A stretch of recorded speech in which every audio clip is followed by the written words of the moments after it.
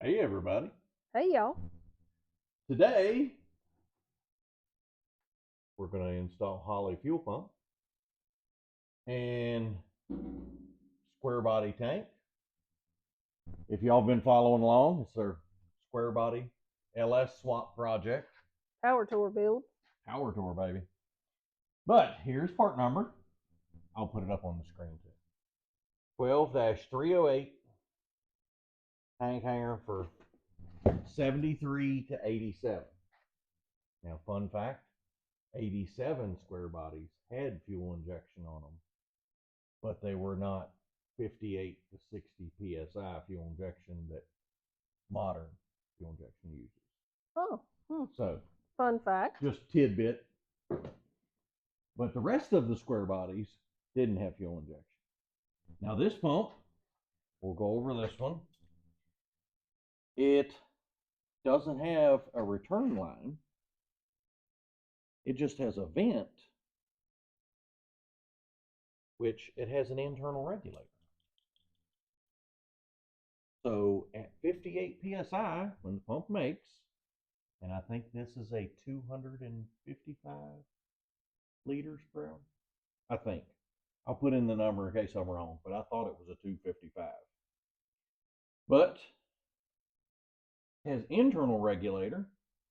So on the truck, we removed all the return lines because normally on square body trucks, you would have the line come from the tank, the pressure line coming up.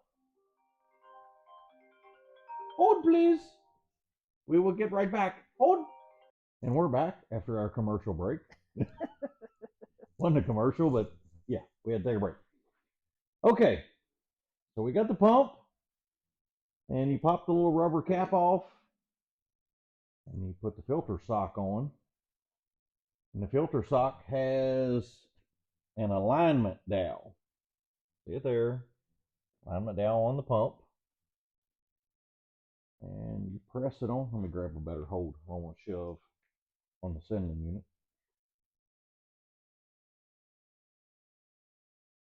Press it on, wiggle it, and make sure it fully seats. Make sure that it goes all the way up, because after all, this is, when you put it in the tank, we'll give you a visual. Stand to the side over here. Okay, hang on. We get a better visual. When you put it in the tank, this is what wicks up the fuel. Okay?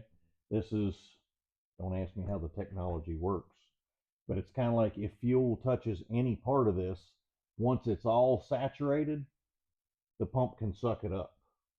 That's pretty, Cool. yeah, pretty neat. So basically, if this falls off, then you've got to keep the tank level above that so that the pump doesn't suck air. Oh, yeah.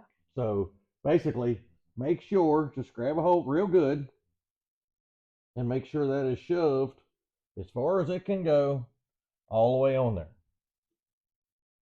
Important note. Important note. Important note. Note to self. Okay, now you'll see. You try to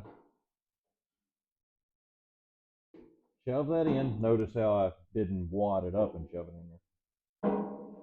But guess what doesn't work? Oh. Sending unit doesn't go in. Now the instructions do tell you they've planned for this. The instructions tell you to take the sending unit off,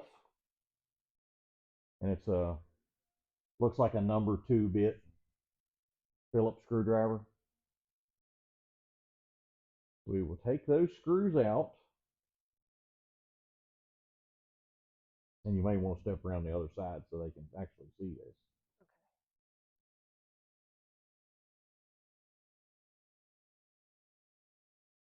And I'm sure I'm going to drop these screws.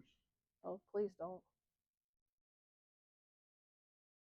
And note, the second one is holding the ground wire for the sending unit. So make sure you put that back. Very important. Important details, important details. Those are the things that get you. Yeah, and don't do like I almost did. I almost took that last screw out with it laying over top of the hole. So do not drop the screw into the tank. That would be a bad day too. Yeah.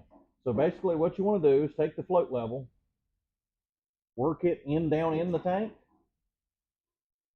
and then bolt this right back on. And make sure you don't pinch the purple wire. The purple wire is your sending unit. Don't pinch it. Because then you are going to be in trouble with that. Well, then your fuel gauge is going to not work. Well, it's going to constantly read shorted out. So essentially, yes, it would not work. Now I'm trying to hold my finger on that screw and not drop it back in the tank. Would you like some help? Or No, I got it. Good job.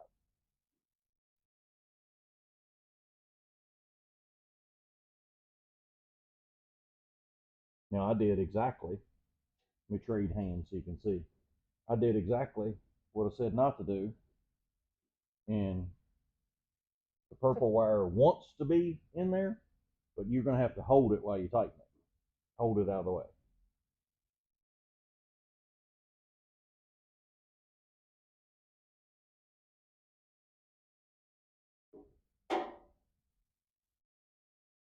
An important note, do not drop this in the tank. We've got a history with dropping stuff in a tank. Namely, that one. So let's try not to repeat this. This one has nothing in it, and I can turn this tank over and maybe shake it out. But still, let's not try it. It wouldn't be fun.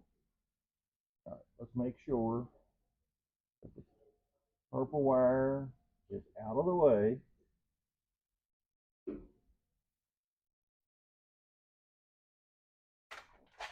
What was that? I pushed my cap off.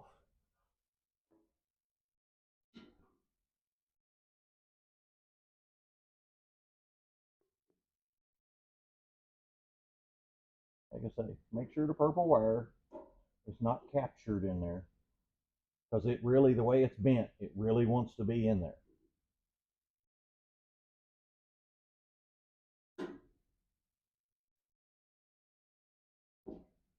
And don't cross thread the screw. Oof. That wants to. It really, really wants to cross thread. Oof.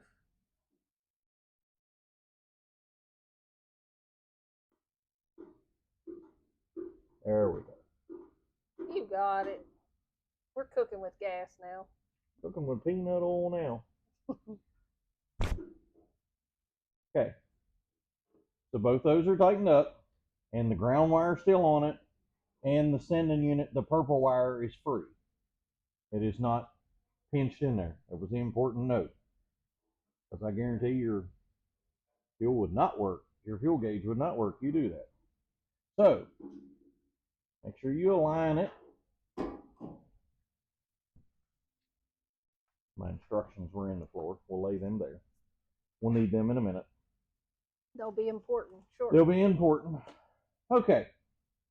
Now, you have your lock ring and your O-ring. Now, I'm going to put a little dab of oil that I happen to have there handy. Put just tiny little bit of oil on O-ring to make them slick them. Not that an O-ring this big would probably get cut, but just in case.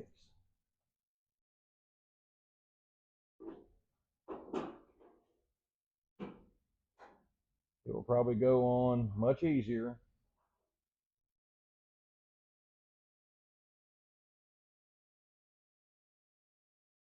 Slide.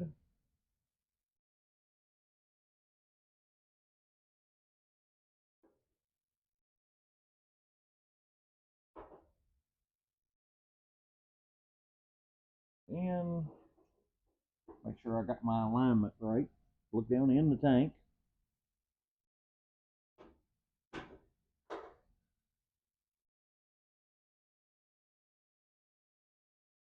Alignment's not wanting to.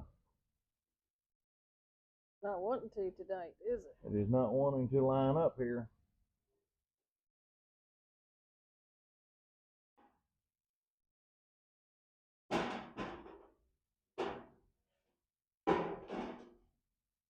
They want it to be that way, which this is a driver's side tank. We're going to need a 180 fitting because the gas line goes off this side. Ah. So that's an important note. When you have a truck that has dual tanks, this is an important note for you. When you have dual tanks, this tank didn't say whether it was a left or right. The part number is 19-511, and I bet you that they only made tanks as passenger. Interesting note. Yeah. Okay, well, we can put a 180 fuel fitting and bring it around and come back to the frame because the frame rail's right here. So it's not the end of the world, right? But that was not how I was expecting to do it.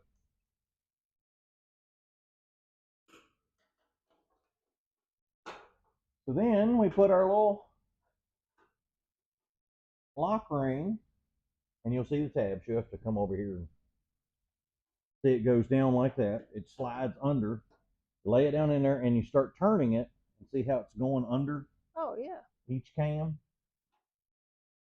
And you just start turning, and then it's going to start to rise up. See that little rise? Yeah.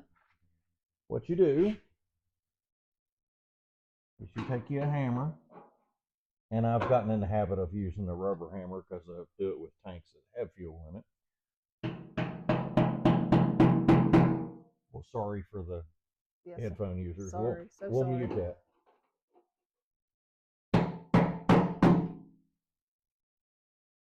And I like to hammer on each one of them instead of just beating one of them to make sure that it seats.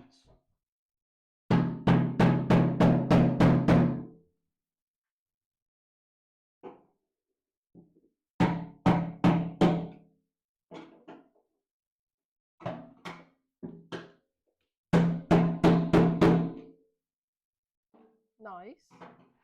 So you just slowly work your way around. You're not trying to beat the tank into oblivion in one shot. But you heard it hit there.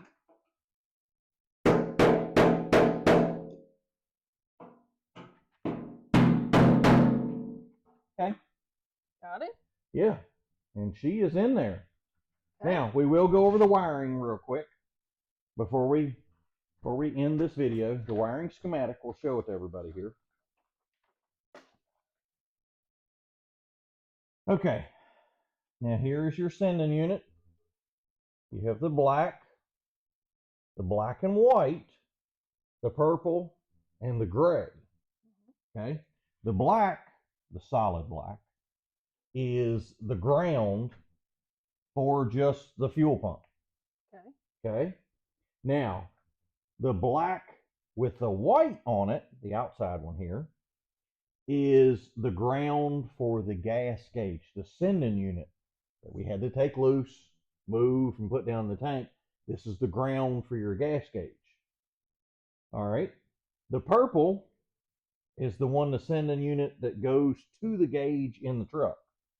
Now we're going to put Dakota Digital in the truck, so it's going to go to the little Dakota Digital board, but we'll show that in another episode. And then the gray is your fuel pump hot, which Holley shows putting on a relay to so it's key switched, so it comes on. We're putting it on the Holley terminator harness, and we always use the fuel pump relay relay's not in the harness. You put the it's got the trigger wire for it. We always add an extra relay. Just because. Well, the amp rating, if you read the terminator, it only limits it to a certain amperage. And if it blows the fuse, we've pulled the harness apart, and all the injector coils are run on the same fuse as the fuel pump. So I've always in my head derated the fuel pump fuse because it's firing all the coils and the fuel pump. Right. So we end up putting a separate relay for it. So here's your harness. This is what it's going to come with. Plug and play. Well, that end's not. Sort of. Yeah. But this is what it's going to come with. Half plug and play. Yeah. It goes in the tank, plug and play. Now, if we were putting this on the passenger side, this would be right. It just straight fitting. Mm-hmm. But we can get a 180. And like I say, this is just a vent. So it's just going to vent and go up. Right. So it doesn't matter. It can go anywhere. But yeah, here's the waterproof connection. You just squeeze it, click it together. And then here's your 4 connections. And you'll see there's the black-white stripe. There's the difference in the wires. So if y'all have any questions about this, just leave us a comment. Yeah. And if you like the square body, hang on. We're going to go through each piece that takes the LS swap a square body. So yes. Hope y'all hang on for that. Hope you like this video.